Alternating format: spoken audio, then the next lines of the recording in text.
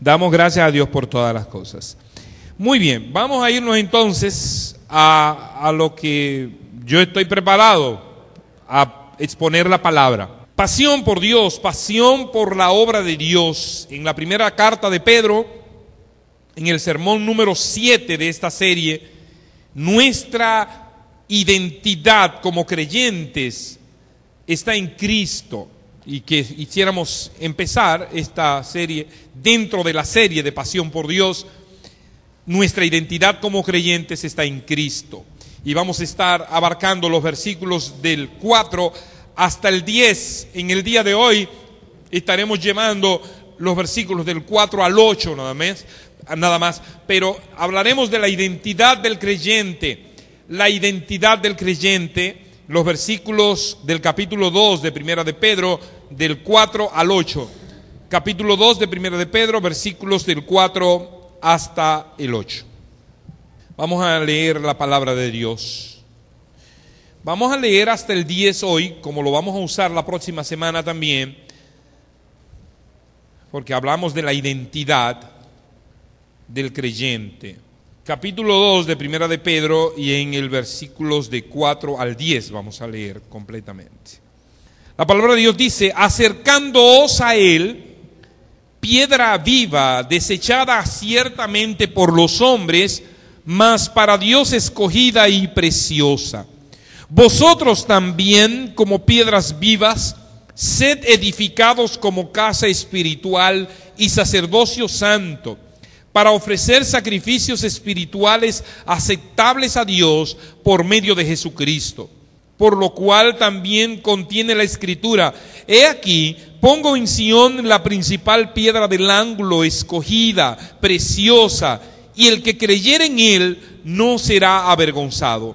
Para vosotros, pues, los que creéis, él es precioso, pero para los que no creen, la piedra que los edificadores desecharon ha venido a ser la cabeza del ángulo, y piedra de tropiezo, y roca que hace caer, porque tropiezan en la palabra, siendo desobedientes, a lo cual fueron también destinados.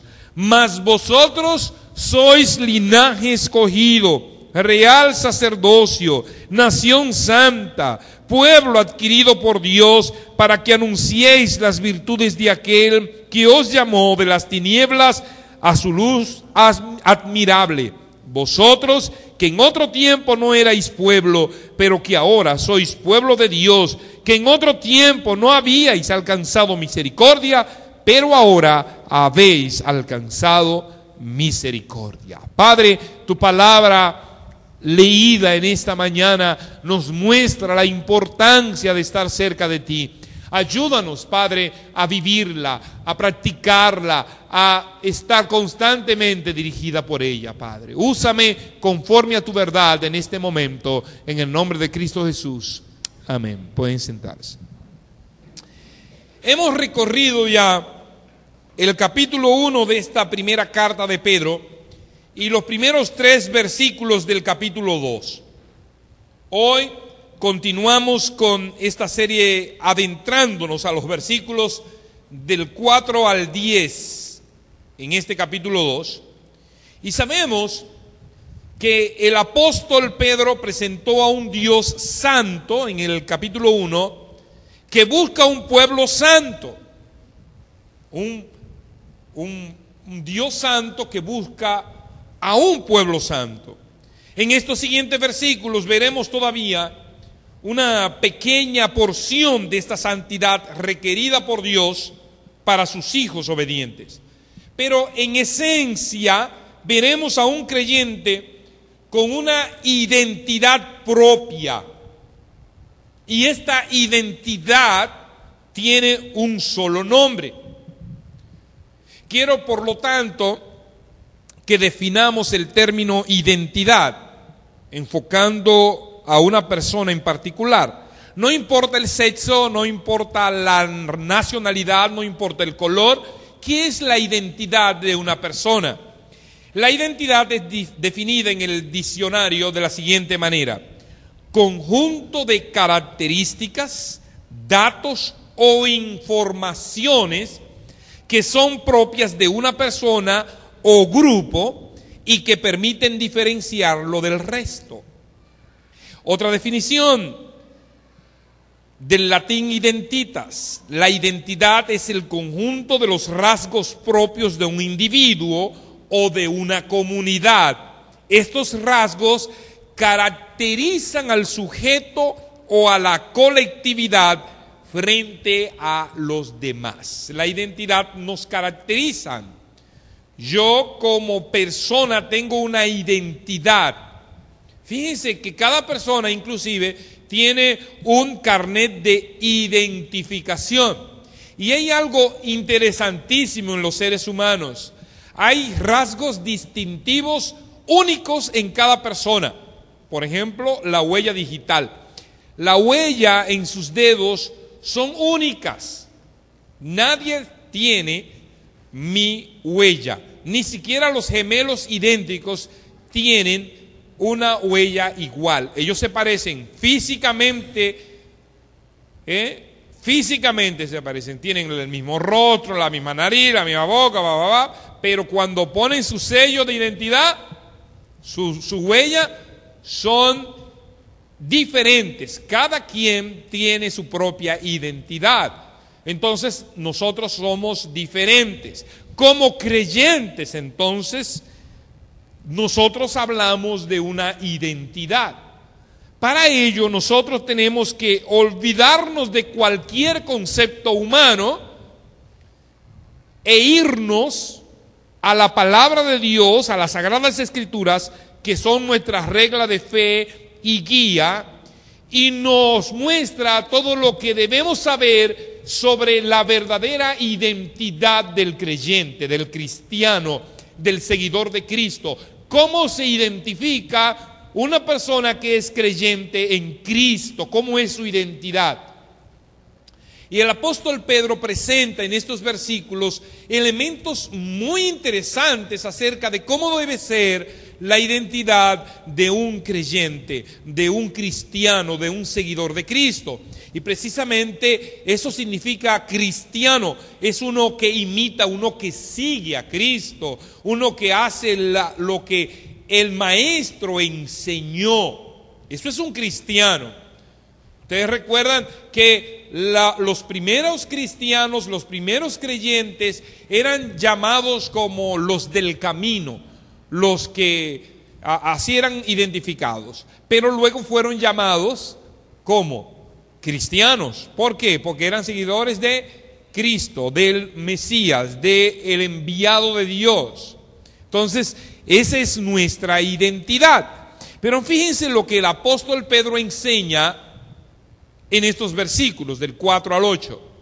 Primeramente, dice: acercándoos a él, piedra viva, desechada ciertamente por los hombres, mas para Dios escogida y preciosa.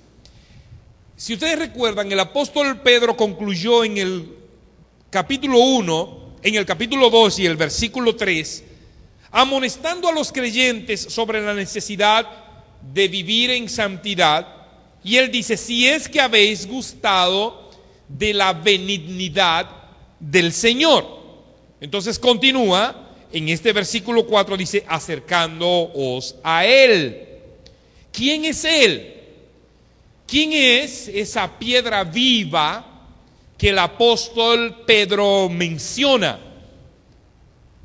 Si nosotros hacemos una deducción clara, se está refiriendo al Señor del versículo 3.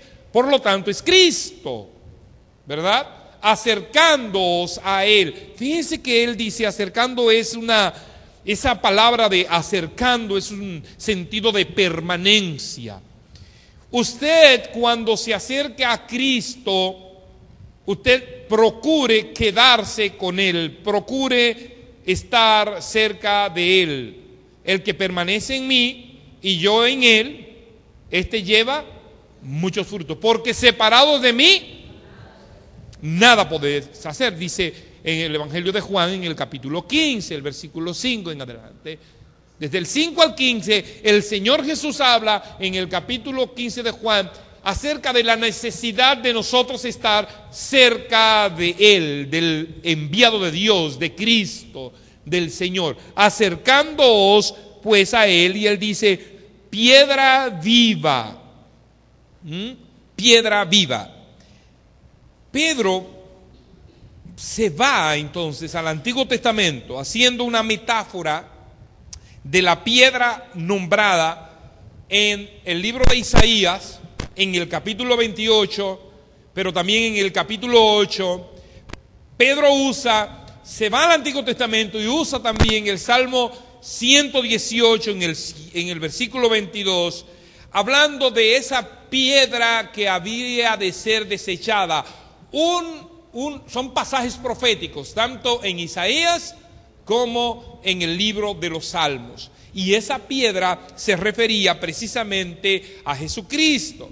El mismo apóstol Pablo lo plantea también en Efesios capítulo 2 y el versículo 20, cuando dice, edificados sobre el fundamento de los apóstoles y profetas, siendo la principal piedra del ángulo Jesucristo mismo. Entonces esa piedra que el apóstol Pedro se refiere es Cristo. Este Cristo, el Mesías, que vino con el propósito de redimir a su pueblo, pero que ellos no lo concibieron de esa manera y lo rechazaron. Si usted lee el Evangelio de Juan en el capítulo 1 y el versículo 11, dice, a lo suyo vino, ¿y qué pasó? Y los suyos no le recibieron. Ese es Jesús rechazado entonces por su pueblo, rechazado de manera triste y desconsiderada. Es que Dios Padre le da un nombre que es, dice la palabra, que es sobre todo nombre. Y Él dice, desechada ciertamente, esa piedra viva, ese Jesús, ese Mesías, ese Cristo, desechado ciertamente por los hombres, mas para Dios escogido y precioso. Esa piedra viva, escogida y preciosa es Cristo. Dios necesitaba mostrar a Cristo a los creyentes, porque Cristo fue más que un ser humano común y corriente. En la teología sistemática, Wayne Grudem define a Jesucristo de la siguiente manera, y él dice, Jesucristo era completamente Dios y completamente hombre en una sola persona, y lo será para siempre. Vuelvo y repito, Jesucristo era completamente Dios y completamente hombre en una sola persona, y lo será por siempre. Por lo tanto, todo lo que el Padre presentaba de su Hijo Jesús, se presentaba a sí mismo.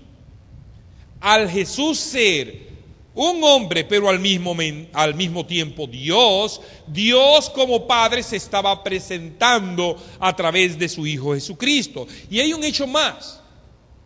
El Espíritu Santo de Dios, la tercera persona de la Trinidad, como es presentada, desde el mismo momento del día de Pentecostés, Él ejerce una función especial, y es de dar la supremacía al enviado de Dios, a Jesucristo. Y el mismo Jesús presenta antes de su muerte a sus discípulos lo que habría de ser el Espíritu Santo, el Consolador. ¿Qué función y cuál iba a ser una de las funciones del Espíritu Santo de Dios? En Juan capítulo 15, versículo 26, Jesús le dijo a sus discípulos, pero cuando venga el Consolador, a quien yo enviaré del Padre, el Espíritu de verdad, el cual procede del Padre, Él dará testimonio acerca de mí. Lo que quiere decir que una de las principales funciones del Espíritu Santo hoy es dar a conocer a Cristo, es que la gente pueda conocer el sacrificio de Cristo. De hecho, la función del Espíritu Santo es convencer de pecado al ser humano, es redarguir al ser humano de que pueda tener conciencia de que ha pecado y pueda ver el sacrificio de Cristo como el medio para llegar al Padre. Por lo tanto, nosotros debemos tener mucho cuidado cómo nosotros presentamos el Espíritu Santo hoy como un juego para nosotros sentir poder. Fíjense que muchas iglesias usan el poder del Espíritu Santo como una manera de ellos traer un espectáculo y que la gente pueda sentirse emocionado, sentirse en euforia. Ellos piensan que el poder del Espíritu Santo está en la manera como se mueven, cómo gritan, cómo hablan supuestamente en lenguas y todo esto, cuando la principal función del Espíritu Santo es dar a conocer a Cristo. Por encima de cualquier manifestación, entre comillas, que pueda tener la gente, porque el Espíritu Santo no tiene que hacer nada para mostrarse. Él vive, habita en nosotros. Uno de los jóvenes ayer, creo que Cristian y otros, estaban hablando sobre eso ayer y decía, nosotros podemos decir, Espíritu Santo, ven, desciende sobre... El Espíritu Santo está aquí. El Espíritu Santo habita en nosotros. Nosotros no tenemos que llamarlo para que Él descienda y algo fenomenal. No es necesario. Ni el Espíritu Santo hace un espectáculo. Él no es un ser el que nosotros lo vamos a usar para nuestra conveniencia. Yo recuerdo un libro que yo estaba leyendo de una persona muy famosa, un predicador muy famoso de la televisión, que su libro se titula Buenos días, Espíritu Santo.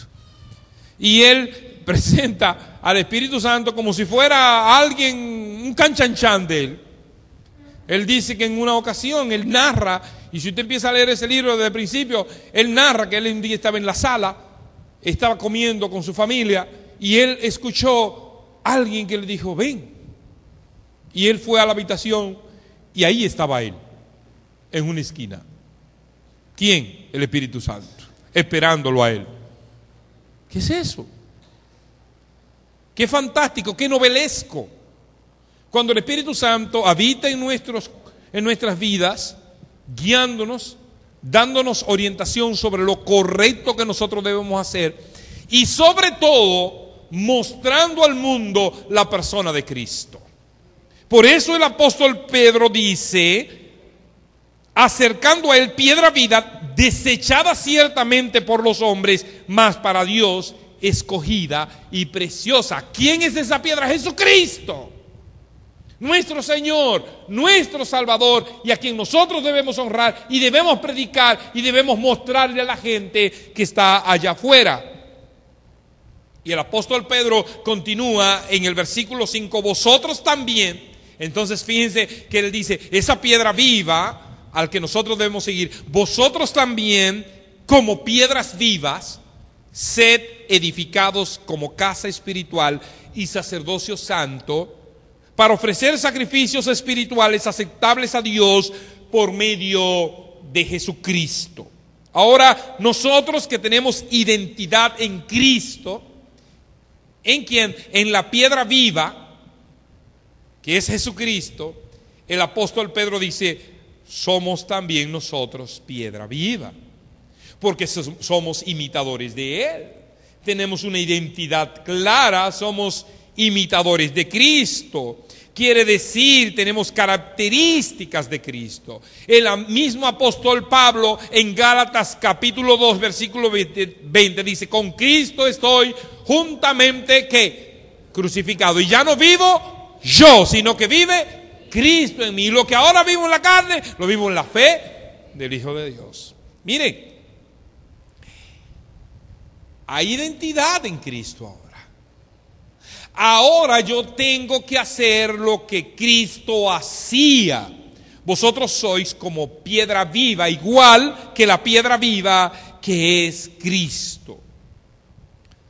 Entonces ahora el apóstol Pedro presenta de una manera especial, como una metáfora, dice: somos edificados como casa espiritual y sacerdocio santo.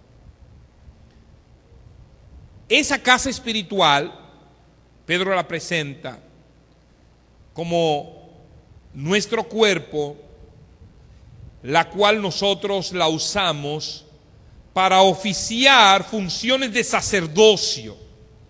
El sacerdocio santo, que el apóstol Pedro lo usa yéndose otra vez al Antiguo Testamento. Y ese sacerdote tenía funciones específicas que ahora se nos transfieren a nosotros porque nosotros somos sacerdotes individualmente. Ahora nosotros no tenemos que esperar que un sacerdote interceda por nosotros. Ahora nosotros podemos ir confiadamente al trono de la gracia, dice Hebreos, y pedir misericordia de Dios directamente. No tenemos que esperar que alguien haga sacrificio por nosotros, porque ya Cristo hizo ese sacrificio una vez y para siempre. Ya nosotros podemos ir directamente al lugar santo para que Cristo haga como sumo sacerdote intercesión por nosotros al Padre. Pero nosotros podemos ir directamente a Cristo.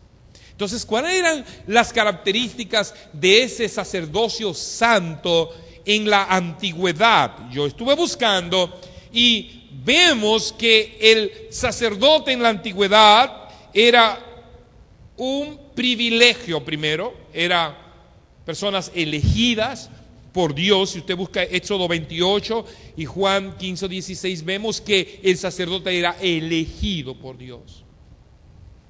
Lo segundo es que los sacerdotes son limpios de todo pecado.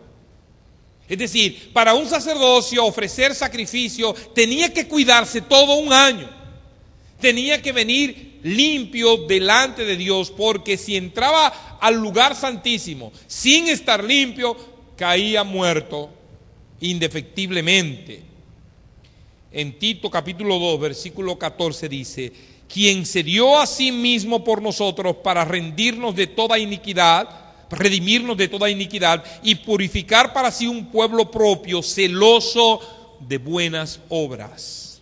Cristo se sacrificó por nosotros para que nuestro sacerdocio fuera santo. Nosotros no podíamos hacerlo. Éramos por naturaleza malos, o somos por naturaleza malos. No teníamos la oportunidad de estar limpios delante de Dios, pero en su regeneración Dios nos ha permitido que nosotros podamos llegar a Él. Los sacerdotes son ungidos para servir a Dios. Cuando un sacerdote venía para oficiar los servicios en el templo, debía ser ungido con aceite, y era representación el aceite del Espíritu Santo. Y ese aceite era ungido. Nosotros hemos sido ungidos directamente ¿por quién? Por el Espíritu Santo de Dios. Ya no necesitamos un aceite físico, aunque nosotros lo pudiéramos usar en un evento simbólico hoy. Lo que sí debemos nosotros es entender que hemos sido ungidos a través del Espíritu Santo, y no necesitamos ser ungidos todos los días. Ya hemos sido ungidos una vez que el Espíritu Santo vino a nosotros. El sacerdote era preparado para el servicio. Para el servicio. La función principal de sacerdote, si usted busca Levíticos capítulo 8, capítulo 9, en Gálatas capítulo 1, vemos que una de las funciones principales del sacerdote era el servicio. Los sacerdotes son ordenados para una vida de obediencia. Capítulo 10 de Levíticos. Una vida de obediencia, de entrega, de sumisión a Dios. Los sacerdotes deben honrar la palabra de Dios. Fíjense que todas esas características del sacerdocio son aplicadas a nosotros hoy. Cada una de esas cosas que eran solo para un sacerdote en la antigüedad, ahora son aplicadas a todo el pueblo de Dios, porque tiene un sacerdocio santo individual. En Malaquías capítulo 2 versículo 7 dice: porque los labios del sacerdote han de guardar la sabiduría, y de su boca el pueblo buscará la ley, porque mensajero es de Jehová de los ejércitos. Por lo tanto, nosotros como sacerdotes santos delante de Dios debemos vivir el poder de la palabra. Debemos expresar ese poder de la palabra. Los sacerdotes finalmente deben andar con Dios y apartar del pecado a la persona. Es decir, buscar a la gente que se pierde y predicarle la palabra para que se aparten del mal. Hermanos, es interesante que todas esas características propias del sacerdote en la antigüedad, que usted puede leer en el libro de Éxodo o en el libro de Levíticos, son aplicables hoy al sacerdote personal que soy yo delante de Dios. Es lo que el apóstol Pedro dice en este pasaje. Dice: somos edificados como casa espiritual y sacerdocio santo. Pero hermanos, el privilegio máximo de un sacerdote no era solamente eso, era el acceso a Dios. Él dice: para ofrecer sacrificios espirituales. Y esto corresponde a las obras que se hacen para honrar a Dios por medio de Cristo, bajo la dirección del Espíritu Santo y la orientación de la palabra de Dios. Y estos sacrificios incluyen el ofrecimiento de toda energía corporal a Dios. Si no, dice Romanos 12, sino que presentéis vuestro cuerpo en sacrificio vivo, santo, agradable a Dios, que es vuestro culto racional. Ese acceso a Dios, ese acercarme a Dios incluye ofrecerme en toda energía corporal a Dios en todo momento, en toda circunstancia. Todo lo que yo soy, yo lo ofrezco a Cristo, todas mis fuerzas. El mejor tiempo de mi vida debo dedicárselo a Dios, para que cuando me falten las fuerzas, yo pueda decir: yo viví esas experiencias. Se la ofrecí a Cristo. Y cuando ya yo no pueda ni caminar, que me traigan aquí en silla de ruedas o cargado, yo, aunque sea levantar las manos, yo estoy ofreciendo todas mis fuerzas al Señor, aún en mi vejez.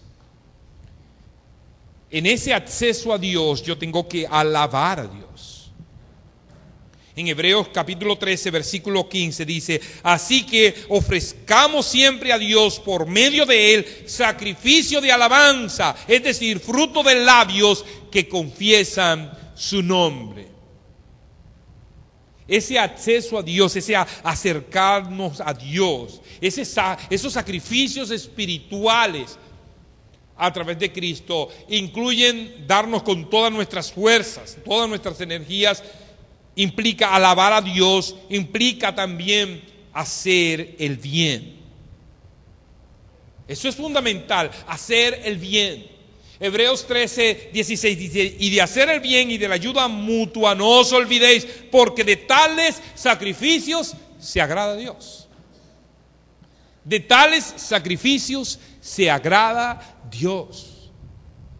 Nuestra responsabilidad de los sacrificios espirituales implica entonces todas nuestras fuerzas corporales, mentales, intelectuales. Implica la alabanza al Rey de Reyes y Señor de Señores. Implica hacer el bien, pero implica también traer personas a Cristo para ser ministro de Jesucristo, dice el apóstol Pablo en Romanos 15, 16, a los gentiles, ministrando el evangelio de Dios para que los gentiles les sea una ofrenda agradable, santificada por el Espíritu Santo.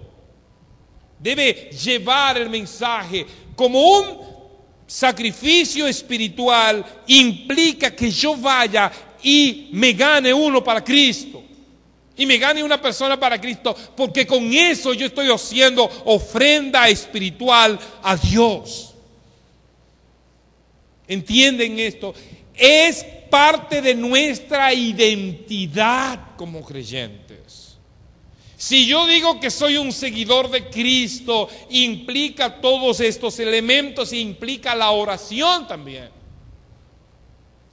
En Apocalipsis capítulo 8, versículo 3 dice: otro ángel vino entonces y se paró ante el altar con un incensario de oro, y se le dio mucho incienso para añadirlo a las oraciones de todos los santos sobre el altar de oro que estaba delante del trono. Ese incensario traía consigo la necesidad de la oración. ¿Delante de quién? Del trono. ¿Delante de quién? De Dios. Nuestra necesidad de oración, de intercesión, de clamar, de interceder, de pedir a Dios. Es una necesidad que el mismo Jesús nos enseñó. Dice que Jesús se apartaba a orar, que Jesús amanecía orando, que Jesús oraba en cada instante. ¿Necesitaba Jesús orar? No, necesitaba enseñarnos a orar.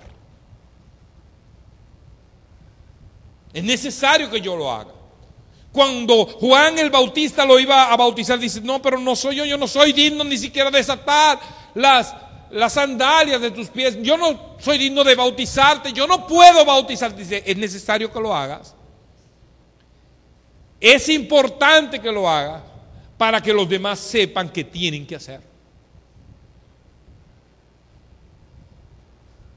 Cada cosa que Jesús hacía tenía un propósito de enseñanza.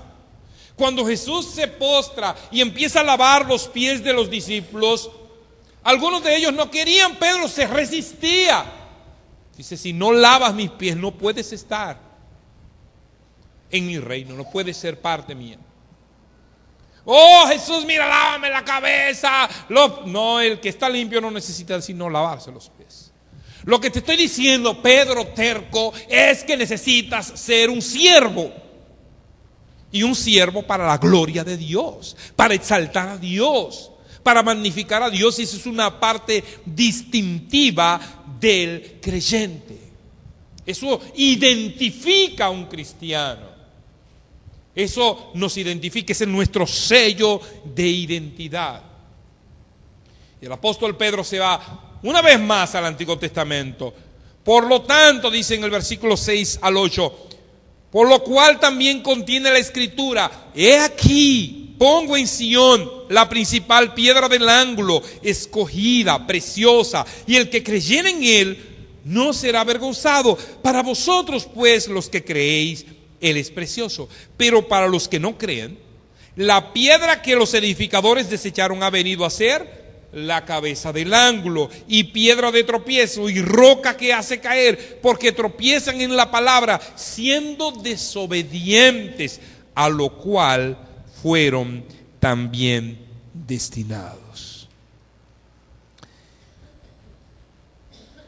El apóstol Pedro, enfocándose en las profecías dadas por Isaías, en los capítulos 8, en el capítulo 28, y en el Salmo 118 y el versículo 22, presenta el panorama aquí para aquellos que creen en Jesucristo como el Mesías, el Salvador del mundo, y su recompensa eterna, que es preciosa y santa.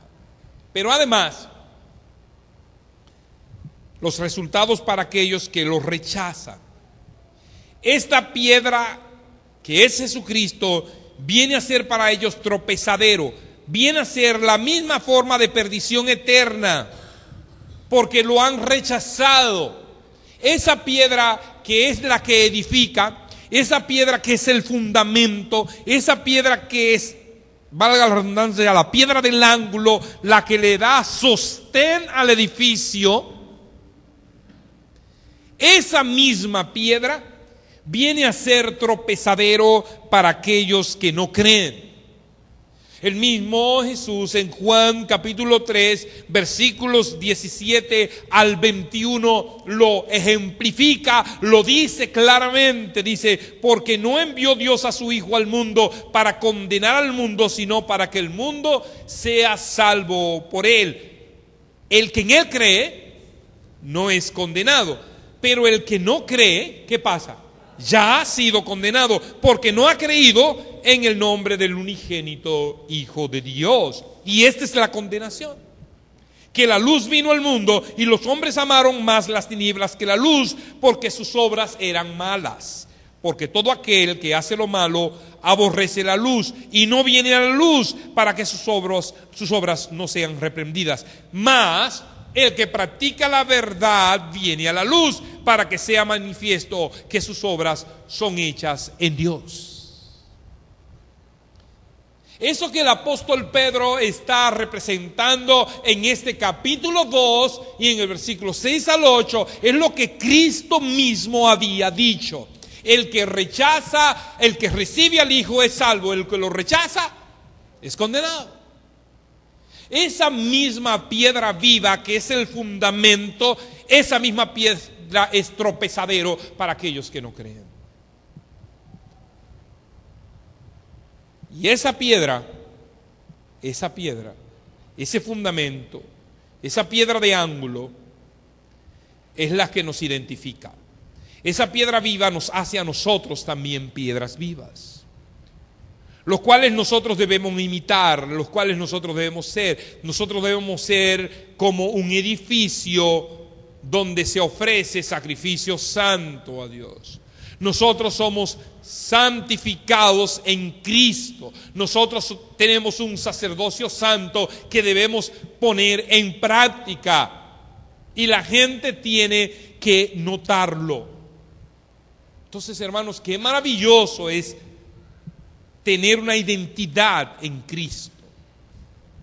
Actuar de acuerdo a lo que presenta nuestro Señor y Salvador.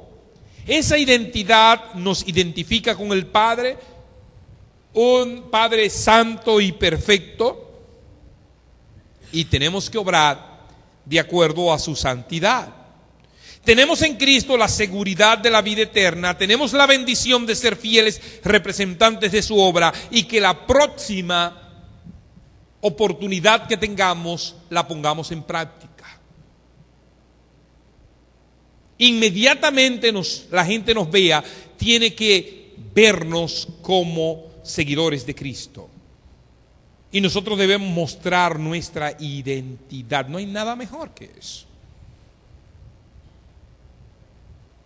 Una persona, la semana pasada, yo vi que él tenía una placa en su vehículo. Y yo le dije, ¿qué placa es esa? Dice, oficial. Y él dice, sí. Cuando yo paso, la gente sabe que yo soy oficial. Y me dejan tranquilo.